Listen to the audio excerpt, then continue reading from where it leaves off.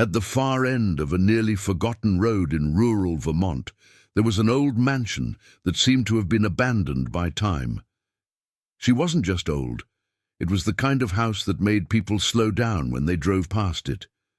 Some glanced quickly and sped up. Others simply avoided that route. Whitmore Mansion. Built in the late 19th century, it dominated the landscape like a somber reminder of an era no one wanted to relive. Its tall windows resembled empty eyes. The porch planks creaked even when there was no wind, and the surrounding trees grew crooked, as if they had been trying to flee for decades. For a long time, nobody lived on the property, until a new owner appeared, Nathan Whitmore. He arrived quietly in the town of Gray Hollow on a cold October afternoon. There was no announcement, no reception, just a moving truck parked in front of the mansion and some men unloading boxes. The news spread throughout the city in just a few hours. The house had finally been occupied, but Nathan Whitmore wasn't exactly what people expected. He didn't look like a wealthy heir or an eccentric businessman. He was a man in his 40s, tall, always simply dressed, with a distant gaze that seemed to calculate every detail around him. He hardly spoke to anyone. She bought groceries once a week at the small local market and always paid in cash. She never answered questions. She never smiled, and he never stayed in the city for very long. Some people started noticing strange things. Lights on in the mansion during the early morning hours, shadows moving in the windows, metallic sounds echoing through the forest. Most people decided to ignore it.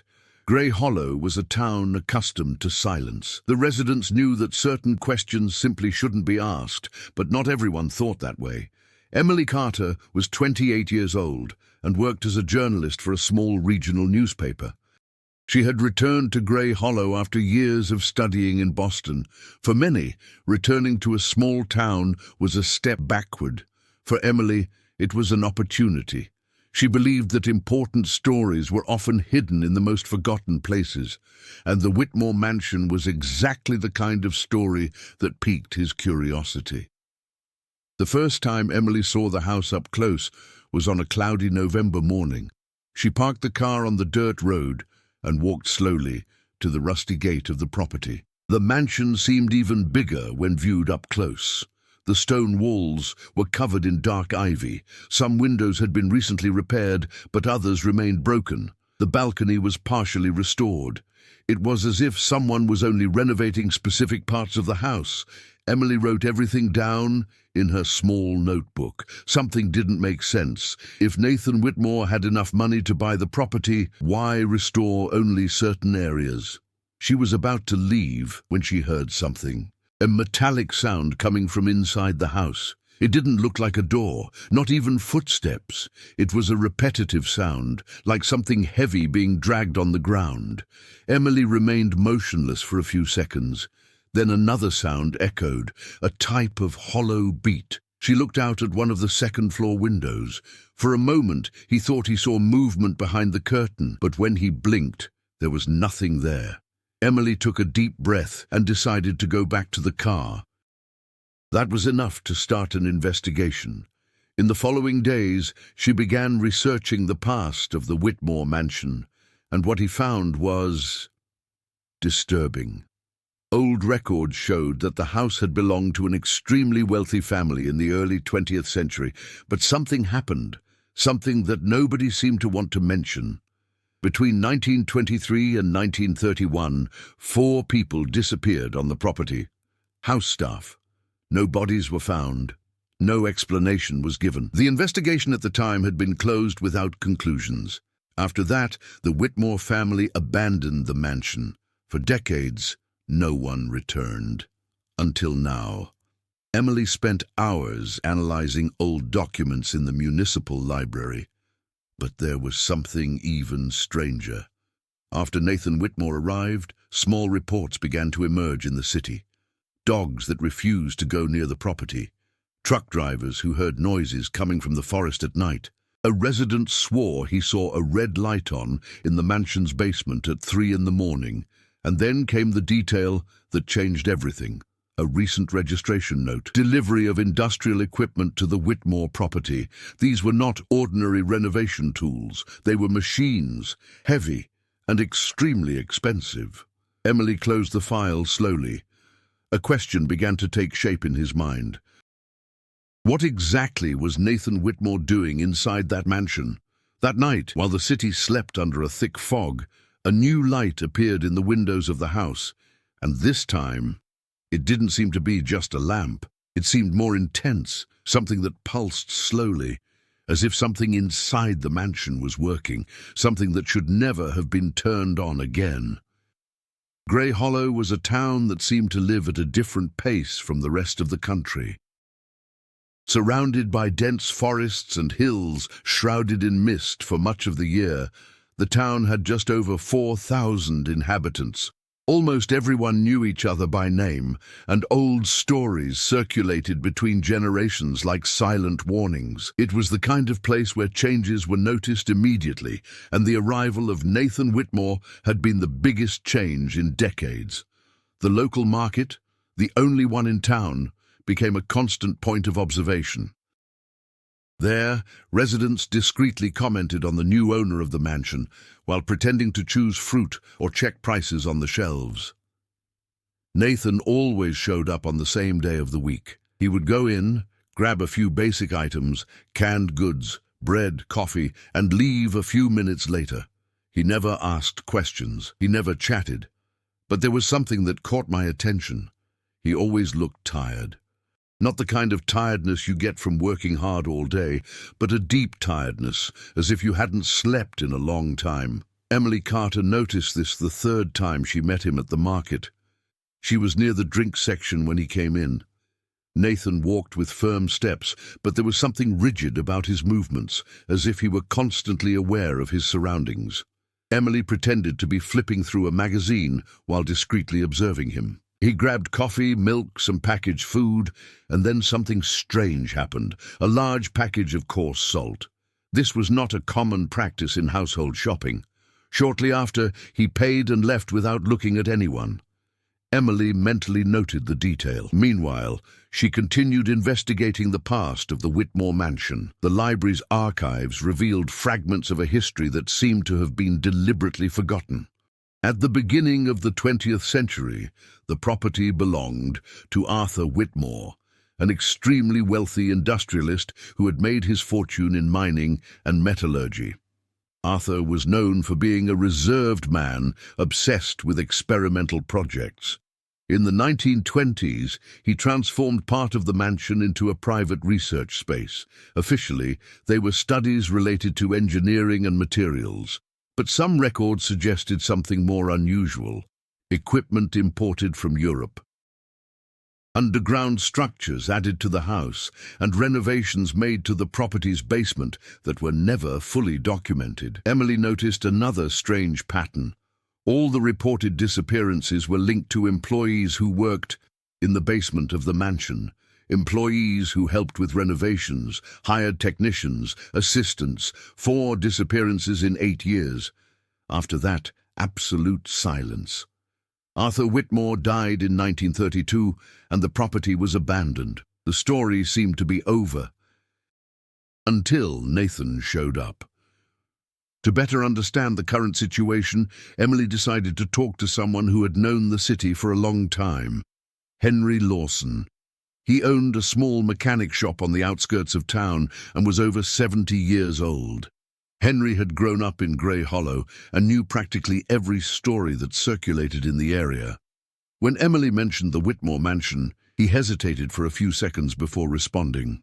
Henry wiped his hands with an oil-stained rag and looked out at the empty road in front of the workshop. That house never brought anything good. Emily rested the notebook on the counter. "Did you know anyone who worked there?" Henry took a deep breath. "My grandfather." The reply came curtly. "He was a carpenter. He worked on the mansion when Arthur Whitmore had the basement expanded." Emily looked up immediately. "Did he comment on what was being built?" Henry hesitated. For a few seconds, it seemed to be deciding whether it should continue. He said it didn't look like a basement. Emily frowned. "Like this." Henry spoke more quietly. He said it looked like an industrial structure. Rooms that are too big for a house. Reinforced tunnels and machines that nobody could explain. Emily felt a shiver run down her spine. "And then what?" Henry answered without looking at her. "Then some workers started to disappear." The silence between the two lasted for a few seconds. "Did your grandfather continue working there?" Henry shook his head. "He resigned the day after the third disappearance." Emily wrote down every detail. "Did he say why?" Henry finally looked directly at her. "He said he heard something." Emily stood motionless. "What?" Henry took a few seconds before replying. "Machines running." In the middle of the night, he paused. Even when nobody was working, Emily slowly closed the notebook. The same thing that some people were hearing just now. Meanwhile, at Whitmore Manor, something continued to happen. Nathan worked alone most of the time. Only a small industrial generator powered parts of the house. But the real activity wasn't on the main floor. It was below the mansion, far below, in the old underground complex built almost 100 years earlier. Nathan walked down a narrow corridor lit by dim lamps. The space looked more like an abandoned laboratory than part of a residence. Old pipes ran along the walls. Rusty metal structures supported the roof. And at the end of the corridor, a heavy steel door remained closed. Nathan stopped in front of her. He took a deep breath. On the other side of the door, a low sound echoed continuously, a deep, buzzing sound, like an old machine that had been reactivated after decades. Nathan ran a hand over his face, exhausted. Then he slowly turned the door lever. The metallic clang echoed through the empty hallway, and as the door began to open, a red light escaped through the crack. In the following days, Emily Carter realized that her curiosity had transformed into something bigger. Now, it was an investigation. She could no longer ignore the strange patterns that were emerging around the Whitmore mansion. The more she investigated, the more questions arose, and the fewer answers the town seemed to have. Emily began organizing everything on a large board on the wall of her small office at the local newspaper. Old photos of the mansion, records of disappearances from the 1920s, notes on Arthur Whitmore, and now, at the center of it all, a new name, Nathan Whitmore. She didn't know exactly what his relationship was to the property's former owner, but records indicated that Nathan was a distant descendant of the family.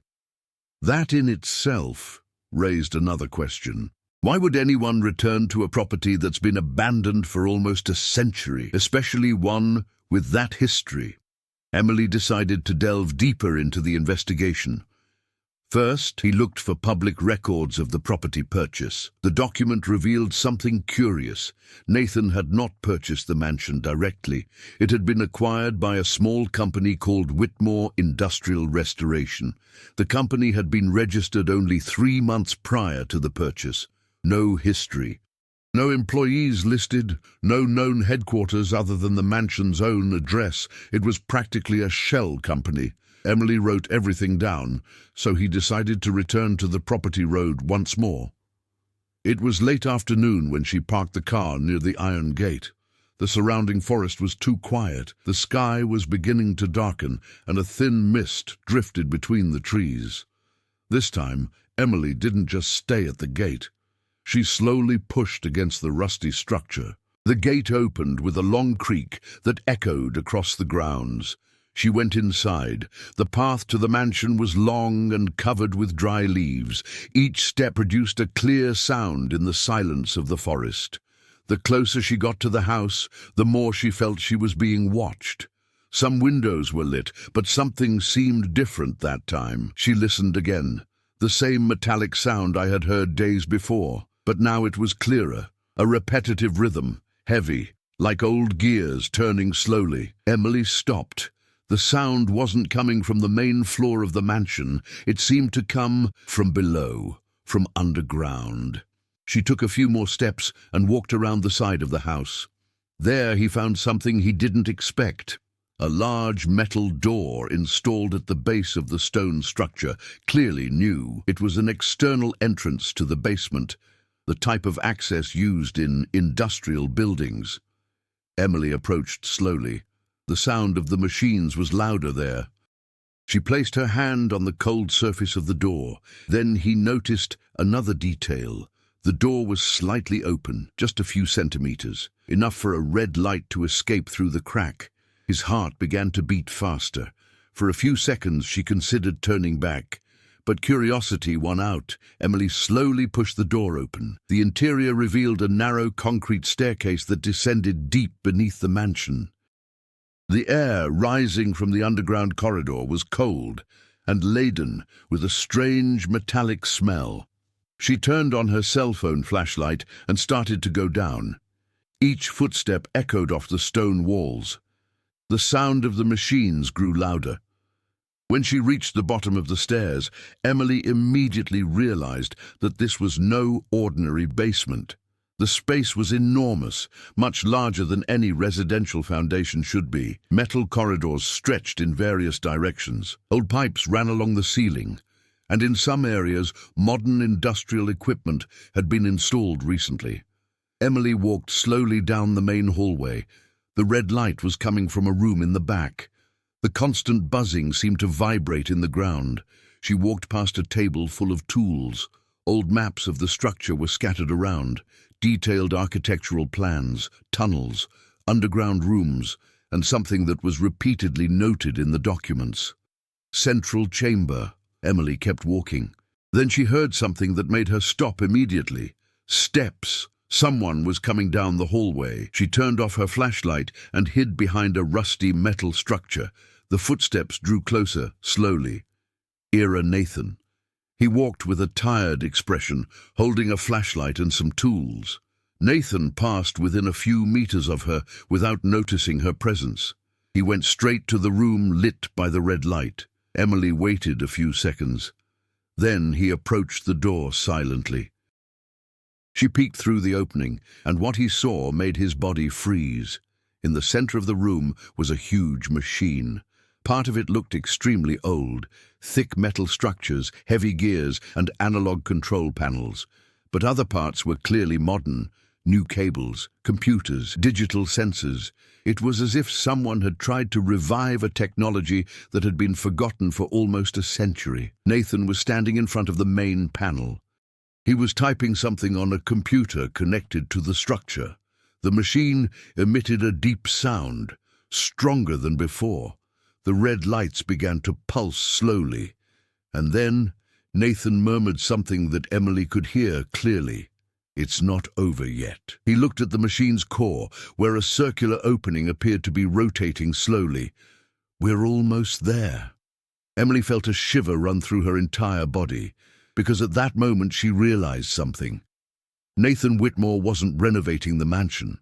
He was trying to finish something that had been started almost 100 years earlier, and judging by the appearance of that machine, that thing should never have been turned on again. Emily Carter left the basement of the Whitmore mansion with her heart racing. Each step on the stairs seemed higher than it actually was. She had a constant feeling that Nathan could appear behind her at any moment. When she finally stepped out into the cool night air, the forest seemed even quieter than before. She got into the car and stood there for a few seconds, taking a deep breath, trying to process what she had just seen. That wasn't just a curious story for the newspaper. It was something much bigger, an underground machine built almost 100 years ago, being reactivated by a man who seemed determined to finish his ancestors' work. Emily drove back to Grey Hollow with her mind full of questions, but she knew she needed help to understand what was happening.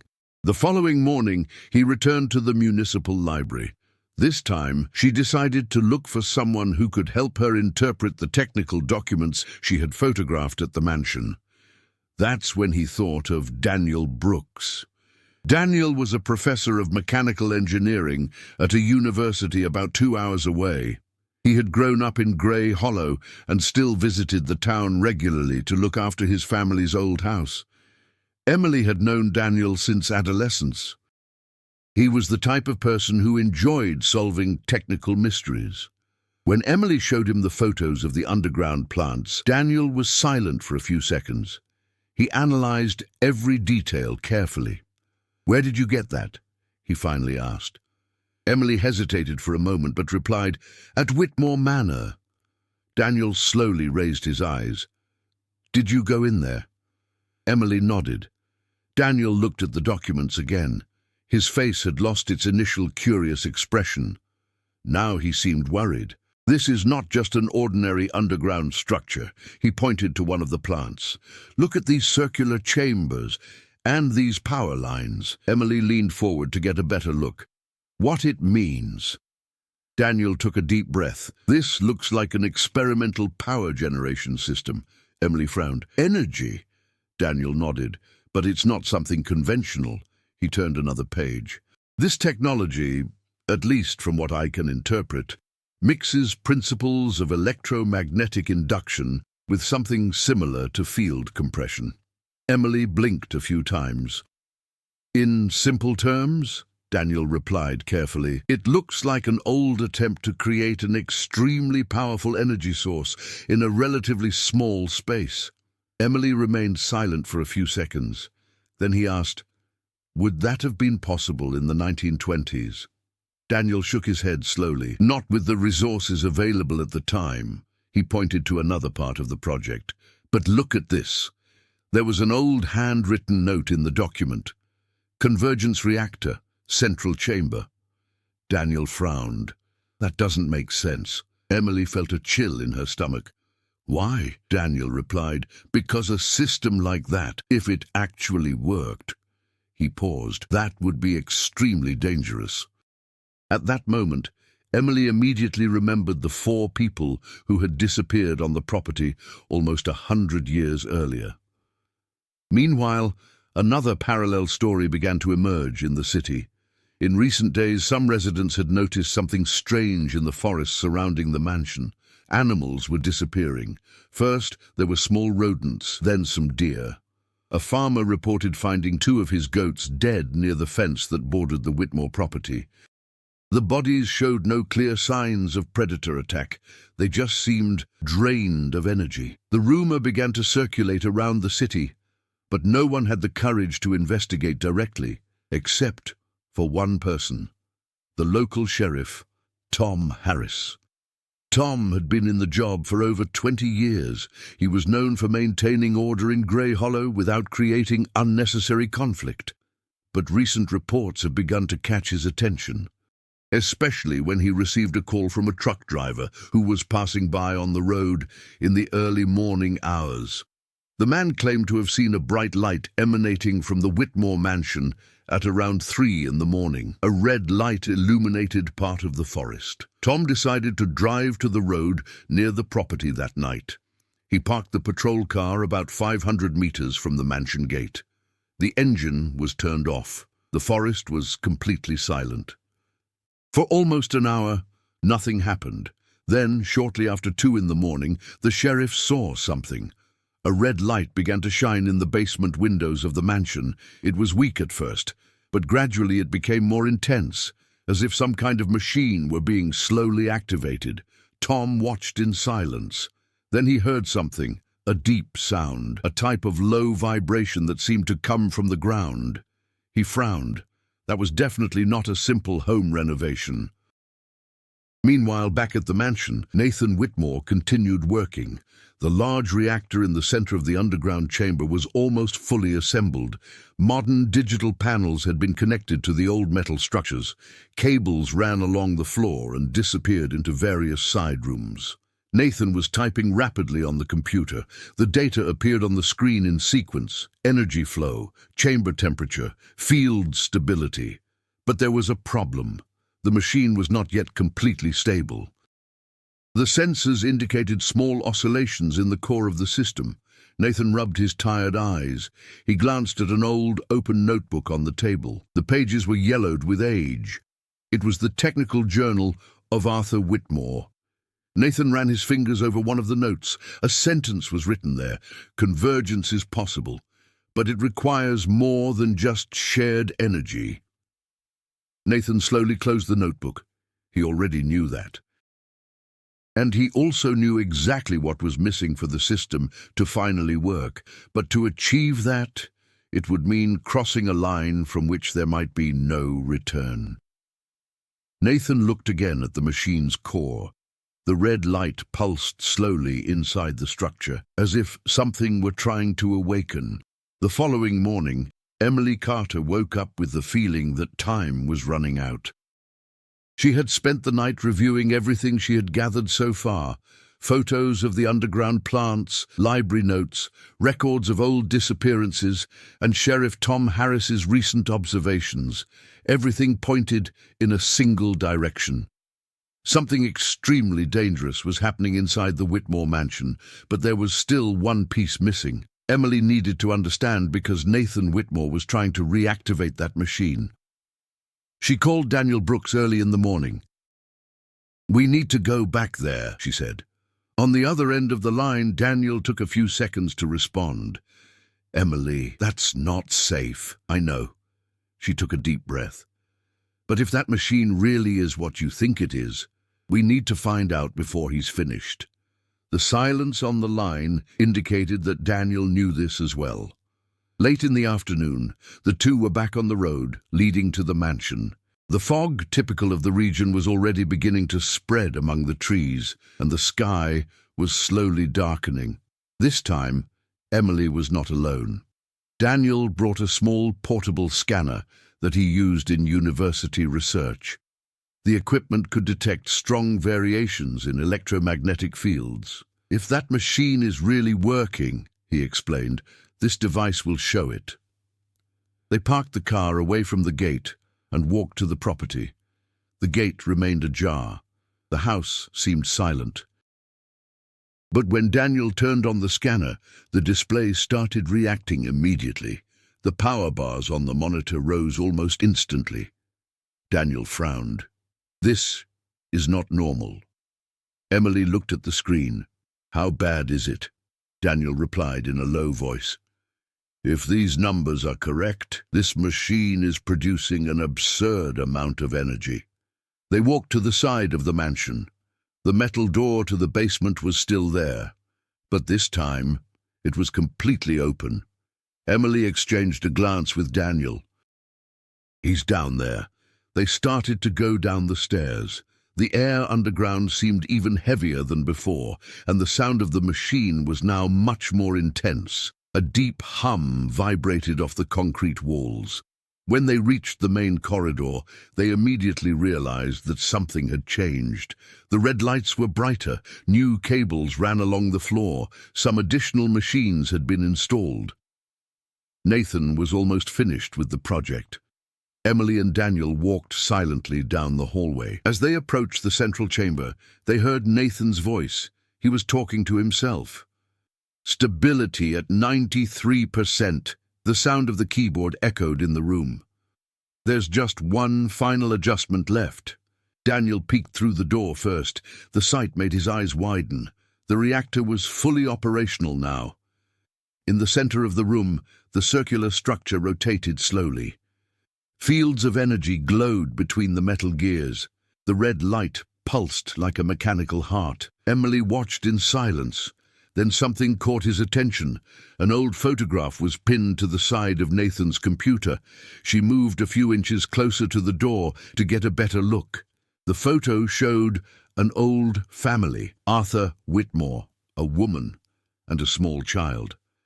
Emily frowned, but what really made her freeze was the next detail. Next to the photograph was another document, an old medical record. Daniel saw it too. He read it in a low voice. "Patient Elizabeth Whitmore condition, rare degenerative disease, prognosis fatal." Emily felt her heart race. Nathan was not just finishing his ancestors' project, he was trying to use that machine to something specific.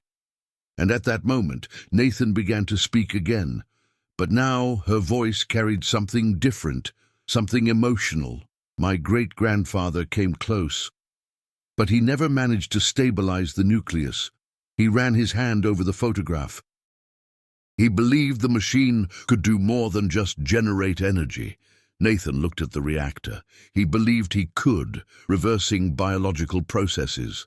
Emily felt a deep chill run through her body. Nathan continued. Cellular regeneration, tissue reconstruction, perhaps even reversing irreversible damage. Daniel whispered beside her, "That's impossible." But Nathan seemed to believe it completely. Elizabeth died before he could finish. Nathan took a deep breath. "But I had 100 years to study his work." He typed something into the computer. The machine responded with a louder noise. "It's ready now." Emily realized the truth at that moment. Nathan Whitmore wasn't trying to create a new energy source.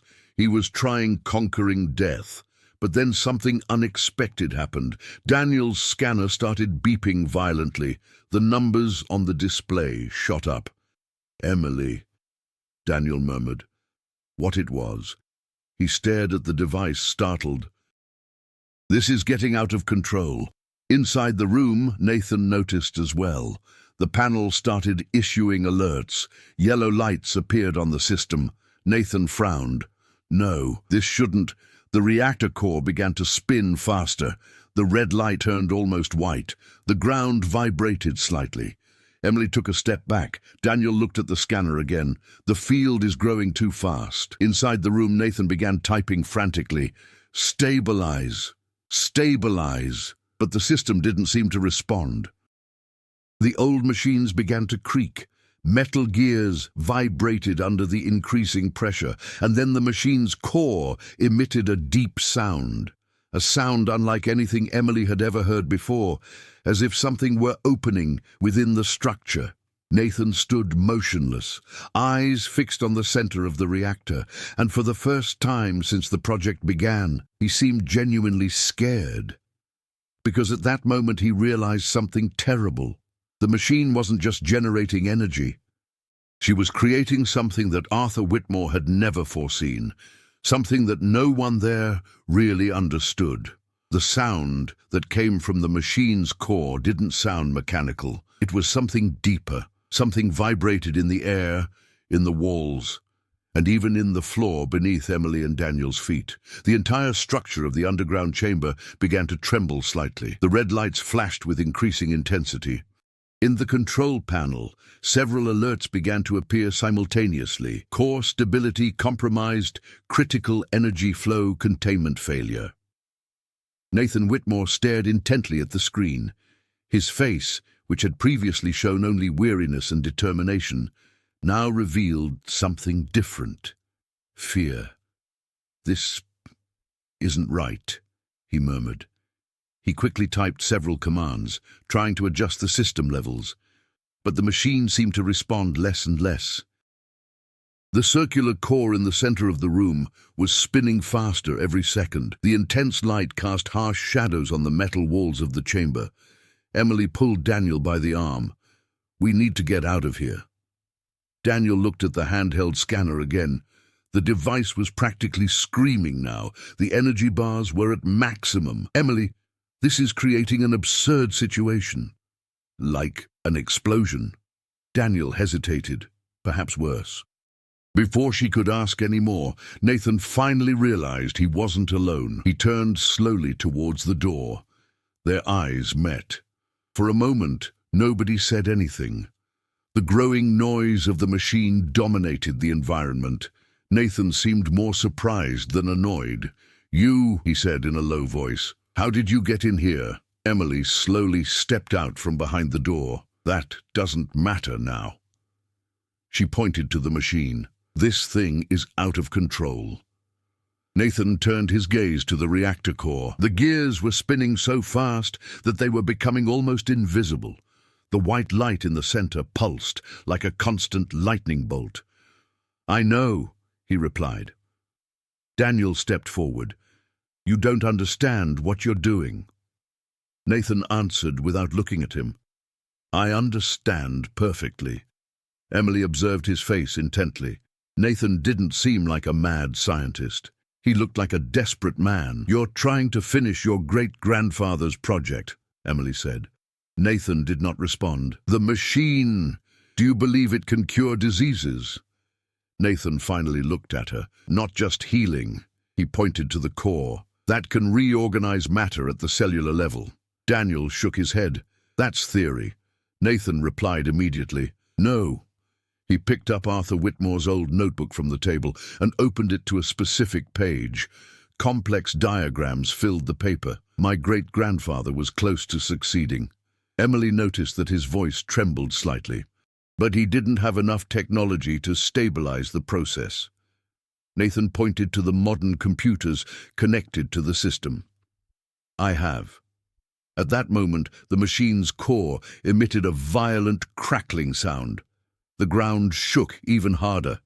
One of the side panels burst into flames. Daniel took a step back. Nathan, this is going to collapse.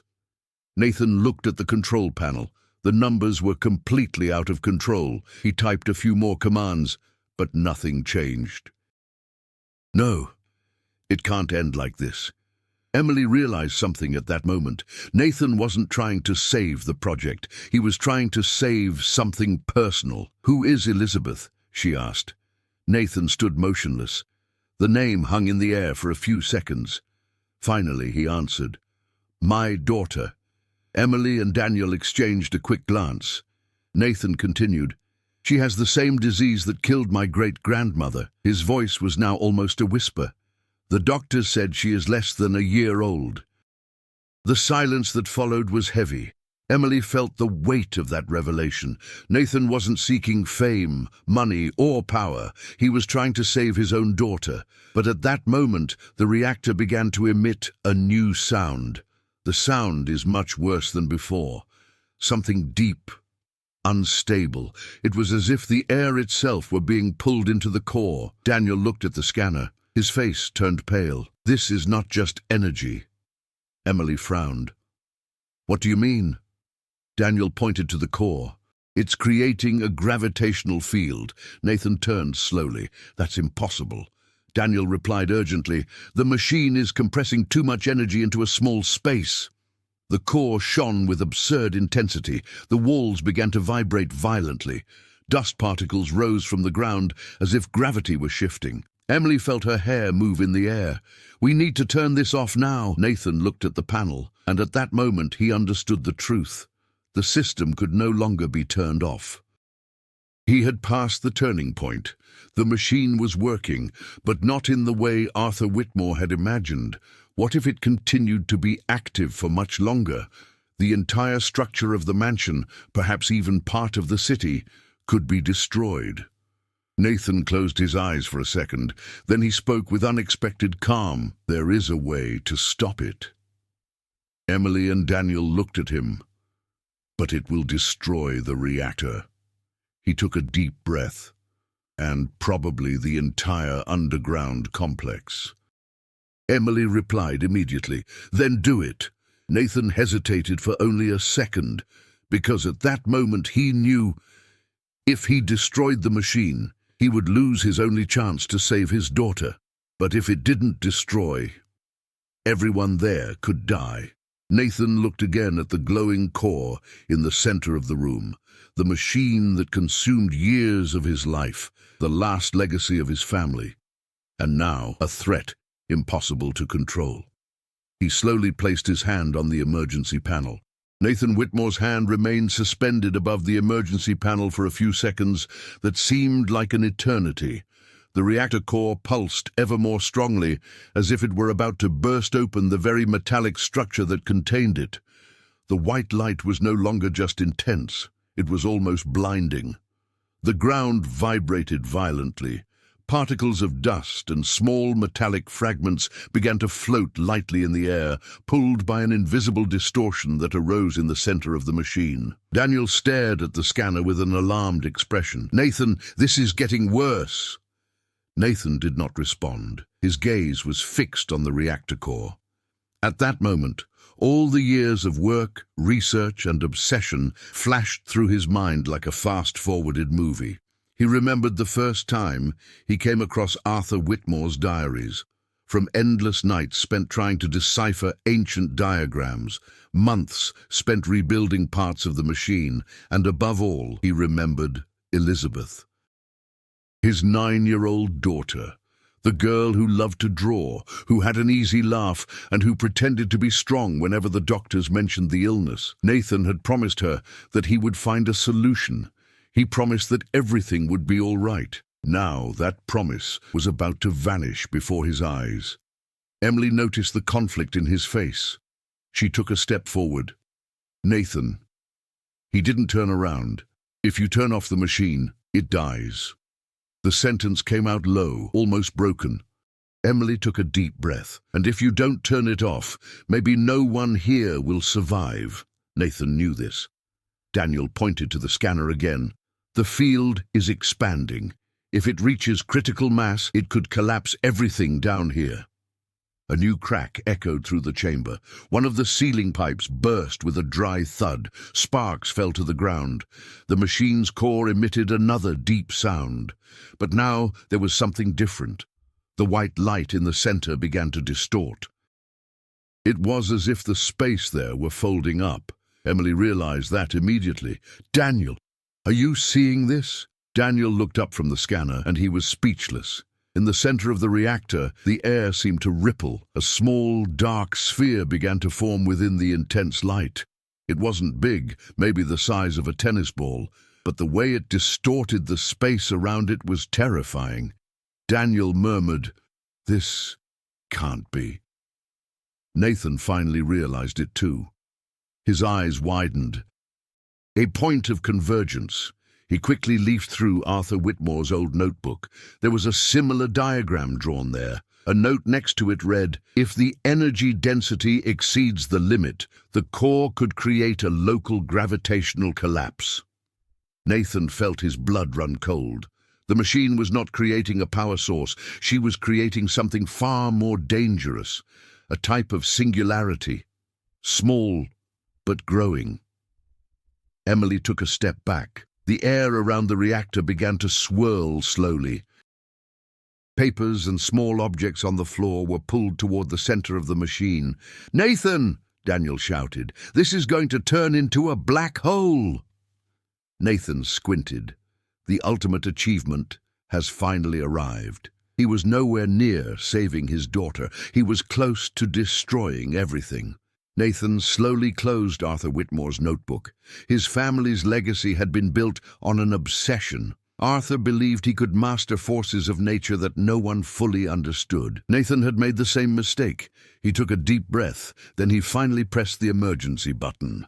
A loud alarm echoed through the chamber. Protocol for destruction of the initiated core. The system began to automatically shut down various parts of the machine, but the singularity at the center was still there, small, but growing. Daniel shouted, "This won't stop the process immediately!" Nathan already knew that. He ran to a side panel and opened a metal cover. Inside, there was a set of extremely thick power cables. "If I cut off the main power supply, the core loses stability." Emily realized what he intended. "Nathan, this could kill you." He picked up an insulating tool from the table. "Perhaps." The vibration of the structure increased. The chamber ceiling began to crack in several places. Emily approached him. "You don't have to do this alone." Nathan looked at her. For the first time, there was something different in his expression. It wasn't desperation, it was acceptance. "I started this." He took a deep breath. "I'm finished." He approached the power panel. The white light from the core reflected on his face. Nathan picked up the tool and prepared to cut the first cable. Meanwhile, the small dark sphere in the center of the machine was slowly growing, swallowing light, swallowing dust, swallowing anything that came too close. And in that instant, Emily realized that Nathan Whitmore had finally understood something that had taken him years to accept. Some forces of nature were not made to be controlled, and some promises cannot be kept without a price. The air inside the underground chamber seemed increasingly heavy. The small, dark sphere in the center of the reactor continued to grow slowly, distorting the light around it as if space itself were being pulled into it. The ground was vibrating violently now. Small fragments of concrete began to fall from the cracked ceiling. Nathan Whitmore held the insulating tool in front of the main power panel. 3 thick cables fed power to the reactor core. If he cut them, the machine would lose the energy source that sustained the gravitational field. But the process would not be immediate. Daniel stared desperately at the scanner. The field is still expanding. Emily took a few steps back as papers and tools scattered across the floor began to slowly slide toward the center of the room. Nathan approached the first cable. The metal vibrated under the pressure of the energy passing through the wires. He picked up the tool, but before he could cut it off, a new burst of sparks erupted on the main panel. The machine's old system was starting to fail. The giant gears creaked with a terrible sound. Nathan noticed something on the computer screen. "No?" Daniel approached quickly. What it was, Nathan pointed to the screen. "The singularity is not only growing." He enlarged a graph. "She is feeding from the machine itself." Emily frowned. "Like this?" Daniel answered immediately. "The gravitational field is pulling energy directly from the metal structures." Nathan nodded. "Even if I cut the cables, it might keep growing for a few more minutes." Emily looked at the machine's core. The small sphere was now almost the size of a soccer ball. The light around her seemed to bend toward her. Small screws and pieces of metal began to fly slowly through the air. Daniel took a deep breath. If this continues to increase, gravity could start pulling parts of the mansion's structure. Nathan clenched his jaw. "So we need to destroy the core completely." Emily turned to him. "How?" Nathan pointed to the heart of the reactor. "That chamber contains the original compression reactor that my great-grandfather built." He displayed a diagram on the monitor. "If the core explodes, the singularity loses the field that keeps it stable." Daniel quickly analyzed the data. This might work. Emily noticed the problem immediately, but someone would have to get close to the machine. Nathan nodded. Very close. At that moment, the dark sphere grew a few more centimeters. The air began to swirl in a gentle vortex around the machine. A metal cabinet was slowly pulled a few centimeters along the floor. Daniel looked at Emily. "We need to evacuate." Nathan answered before she could speak. "There is no time." He pointed to the computer screen. "If the singularity continues to grow at this rate, in less than 10 minutes it could reach enough mass to collapse the entire structure." Emily felt a shiver run down her spine. "Does that include the city?" Daniel replied in a low voice. "Perhaps." The silence that followed was heavy. Nathan looked again at the photograph pinned to the side of the computer. Elizabeth, the reason for all of that. He slowly removed the photo and put it in his jacket pocket. Then he said, "There is a manual detonator in the reactor core." Daniel's eyes widened. "Do you intend to activate this?" Nathan replied calmly. "It's the only way to stop the process immediately." Emily understood what he was saying. "Nathan, this is going to blow up the whole machine." He nodded. "Exactly." The ground shook again. Now, parts of the metal structure were being slowly torn away and pulled toward the center of the room. The singularity was growing stronger. Daniel looked at the numbers on the scanner. 5 minutes. Maybe less. Nathan took a deep breath. "So let's finish this." He started walking towards the reactor. Each step was more difficult than the last. An invisible force was pulling his body forward. Emily shouted, "Nathan, wait!" He paused for a moment and looked back. "You two need to get out of here now." Daniel shook his head. "We're not going to let you die here," Nathan replied firmly. "If they stay, nobody leaves." The camera started to creak loudly. A large crack opened in the ceiling. Stones fell to the ground. The entire mansion above them was being affected. Emily realized that Nathan had already made his decision. He started walking back towards the reactor. The white light illuminated the entire hallway. Objects were flying slowly through the air. The small black sphere in the center seemed to pulse silently. Nathan reached the machine's main platform. The heat and gravitational force were almost unbearable. But he continued, because at that moment he was no longer thinking about saving the machine. Not even in finishing his great-grandfather's work. He was thinking about something much simpler, to prevent his mistake from destroying everything. Nathan reached out toward the manual core detonation panel.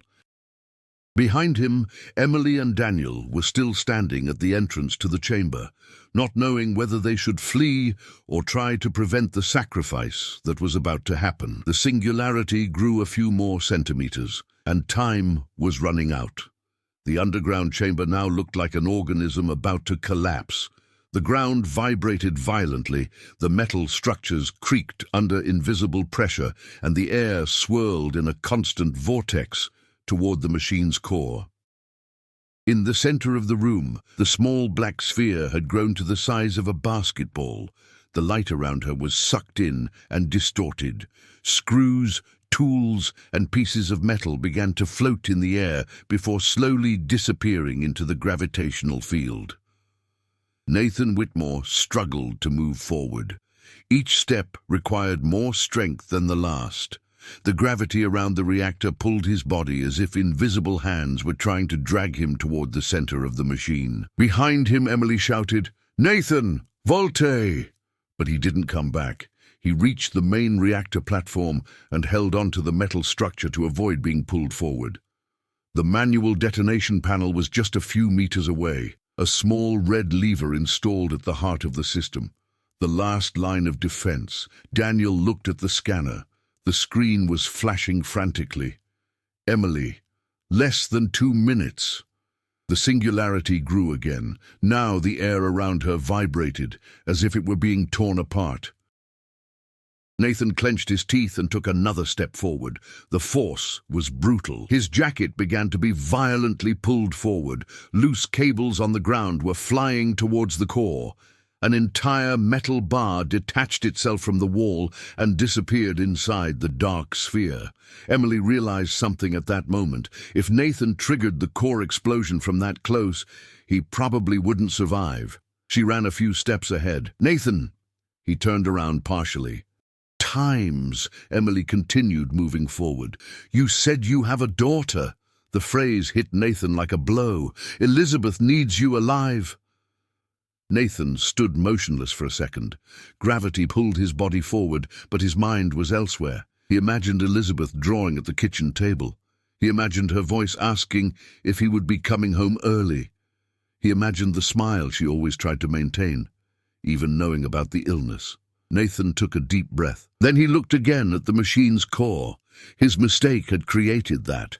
If no one destroyed the reactor now, Elizabeth might not even have a city to return to. He looked at Emily. "Tell her," but Emily interrupted. "You can tell me for yourself," Daniel shouted from the back of the room. 30 seconds! The uniqueness has grown once again. Now the gravitational field was so strong that parts of the machine's structure began to bend. The ceiling cracked with a violent bang. Huge stones fell into the chamber. The mansion above them was shaking. Nathan knew there was no more time. He lunged forward with all his might. Gravity almost knocked him over, but he managed to reach the manual control panel. The red lever was in front of him. The singularity rotated a few meters away. He held the lever. The metal was hot. Nathan closed his eyes for a second. Then he pulled. The system responded immediately. Core detonation initiated. A deafening alarm echoed through the chamber. The machine's lights began flashing frantically.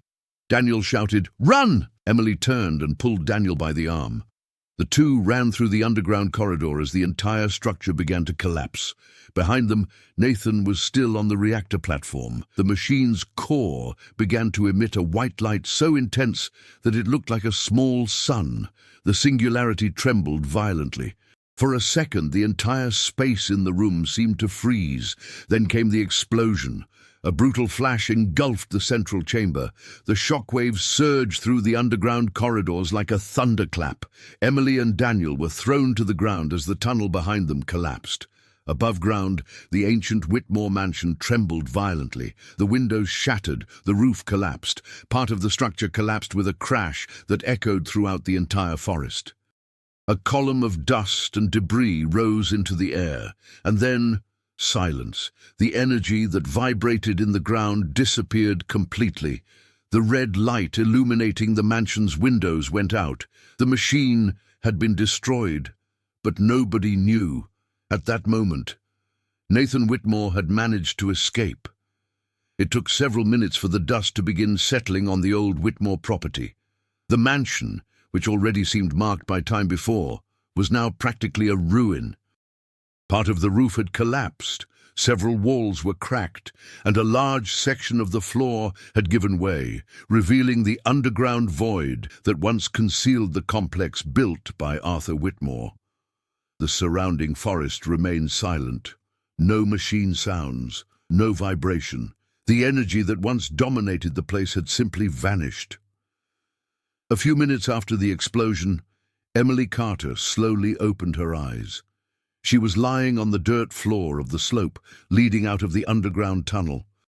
Daniel was a few meters away, still trying to catch his breath. "Daniel," she said, her voice hoarse. He moved slowly, supporting himself on his elbow.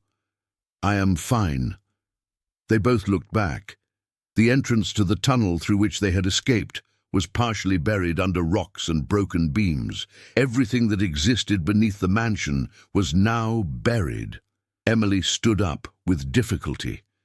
His eyes instinctively searched for a single person, Nathan Whitmore, but there was no sign of him. Reality slowly began to weigh on it. Daniel noticed it too. He lowered his head in silence.